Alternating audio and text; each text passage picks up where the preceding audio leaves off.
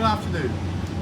I'm come today to the warehouse to talk to you about the subject that's suddenly in the news all over the place about the shortage of salad products and fresh food in general on the supermarket shelves, which we're all in the industry a little surprised that it's taken a little while for that to come to everybody's attention, because it's been rumbling on now for about a month.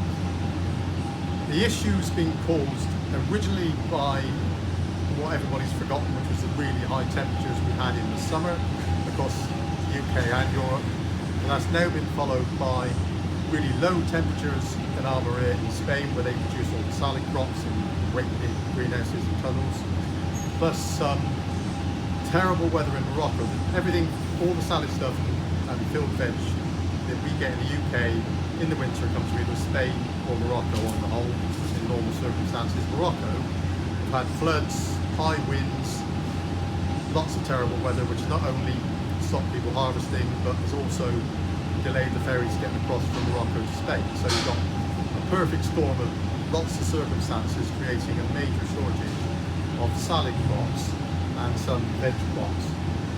So to move on to the problem, normally, or what we're actually experiencing, I'm going to talk about tomatoes. I don't know why they're at the top of the list, because I think it's because it's only just come to everybody's attention. But we would normally here at Heritage get a large red salad tomato. It's the only box I could find there's anything, and that's not big enough really, but it's the only one that came close to the specification that we would accept.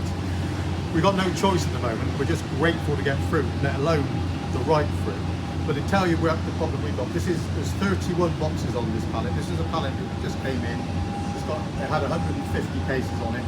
This is the rest of the pallet, which our warehouse staff have gone through and sorted them out. And that is the condition of the fruit on the rest of the pallet. In fact, that it's not as green as some of the fruit that's in here.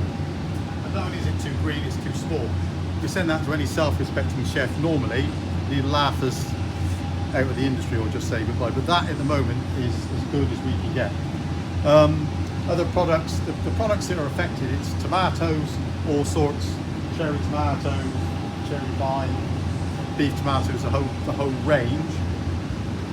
Peppers, cucumbers, iceberg lettuce, courgettes, broccoli, are the ones that are probably highest in everybody's mind. Okay, another product which is badly affected is peppers. There's a palette of yellow. We got green, red, yellow here.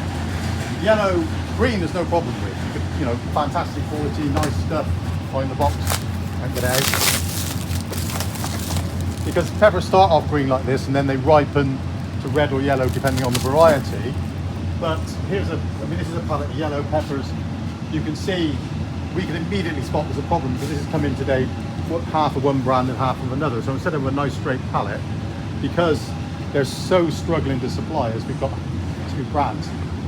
Just taking down this top box of yellow peppers, you can see they're so desperate to get product that they are sending the stuff in when it's not fully ripe. And normally we'd reject it. It's got, it's not that great quality anyway, but at the moment, just grateful to get anything that anybody sends us, really.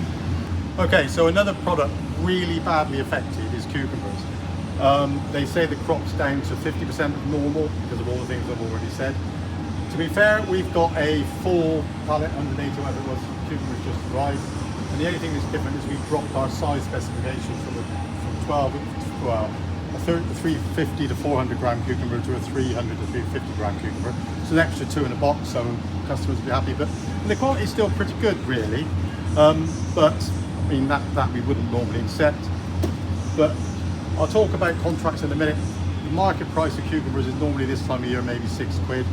These are 18 quid on the open market at the moment, so 300% increase, horrendous for the customers. Other products, quite a good example, broccoli, all comes from Spain. We don't get it from anywhere else all winter long. It's still available. It's a field crop. It's not grown in greenhouses. But supply is down, not as much as cucumbers, down by about 25%, which has driven prices up. And one thing about broccoli is there is an alternative. Obviously, cauliflower is grown in the UK. It's a pallet of English cauliflower. It comes from Cornwall, I should think. quite good quality, but that's been really difficult for the last 2 or 3 weeks because we had -11, not in Cornwall, but minus temperatures in the UK, which held it right back. It's just beginning to come through again and help the situation. And then an unprecedented, something that our buyer today, I thought he was going to resign, because you can normally rely on cabbage through the winter, but the cold weather has hit the UK cabbage crop. You've got a pallet of French cabbage there, but the other product, nice product we've been getting for years now, is Portuguese spring cabbage, pointed cabbage. You know, this has become really popular of late. You know, chefs cut it into quarters, grill it. Nice product. This box in a normal year might make 10 quid, a bit less normally. That box for 25 quid, and hence I said our buyer nearly resigned. He said, I just can't deal with this any longer. But he did, he'll be fine. We'll cheer him up. Right, now I'm going to talk about a product. I've said the media behind the curve, and we brought you up to date, but the next big thing, and I don't know why this is not on anybody's radar yet, is going to be onions. I mentioned the 50 degrees, 40 degrees temperature we had in the summer. Well, onions, unlike the other products we've spoken about, don't grow all the time and are harvested constantly. They grow once. You harvest them in the autumn, and then we store them in cold stores for the next 10 months until new crop. This is a pallet of Spanish onions. There's English ones down there.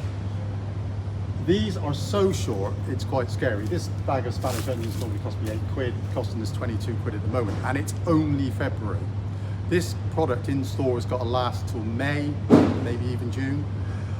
So there's going to be a shortage, and the problem with onions is there is no alternative. You can't. What would you use? And that's not only is there no alternative, but you cannot. You know, they get used in nearly every blooming dish you almost want to think of. So onions are going to be the next problem. Just to talk a bit more generally, we, like the supermarkets and other bigger importers, really contract a lot of product with growers in Spain. We do it with Spain, but 2 growers.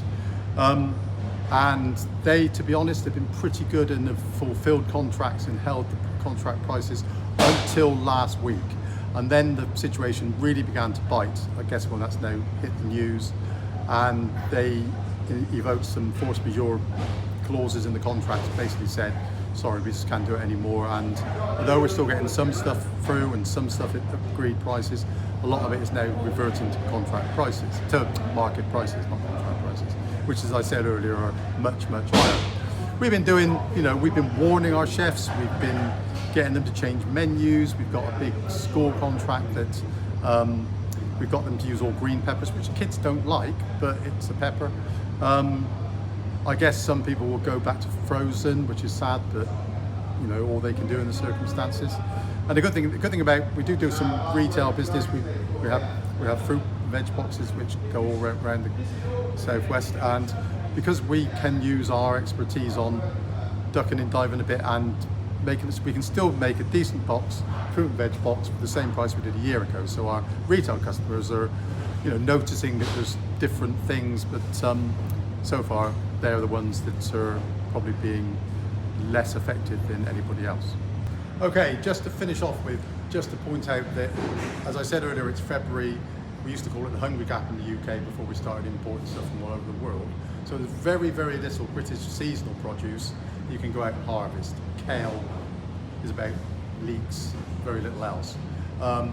They're still just becoming available again. It's been held up with the really cold weather. Okay, so I've been contacted by nearly every news media outlet in the country, it seems, over the last few hours, and they all want to know, how long is this going to last? Well, normally I think about another month, maybe 6 weeks.